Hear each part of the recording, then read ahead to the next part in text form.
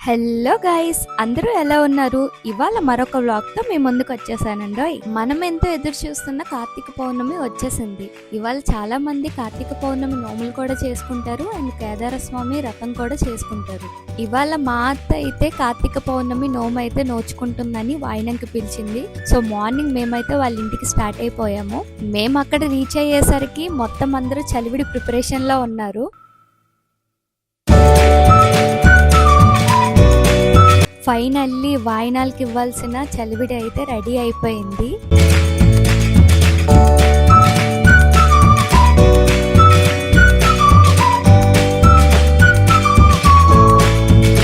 కార్తీక పౌర్ణమి నోము అయితే కార్తీక పౌర్ణమి రోజే కృత్తికా నక్షత్రం రోజు పడతారంట. అలాగా 3 సంవత్సరాలు ఇలాగా చలివిడి వాయినాలు ఇస్తూ ఉంటారు. అయితే మొదటి సంవత్సరం 5 మందికి, రెండవ సంవత్సరం 10 మందికి, ఆఖరి సంవత్సరం మాత్రం 15 మందికి వాయినాలు ఇస్తారు. మీలో ఎంతమందికి తెలుసు ఈ నోము గురించి? సో అక్కడ వాయినం తీసుకున్న తర్వాత మళ్ళీ రిటర్న్ అయిపోయాము.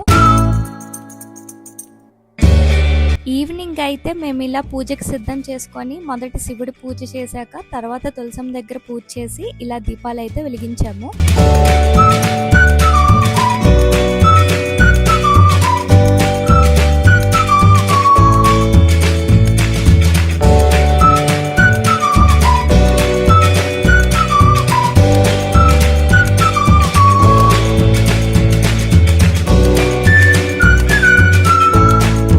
ఇలా కొబ్బరి చిప్పలోని పున్నపోతులతో దీపాలు, 27 నక్షత్ర దీపాలు, ఉసిరి దీపాలు, ఇలా అన్ని దీపాలను వెలిగించి పూజనైతే మేము ముగించాము. మేమైతే ఈ కార్తీక పౌర్ణమిని ఇలా సెలబ్రేట్ చేసుకున్నాము.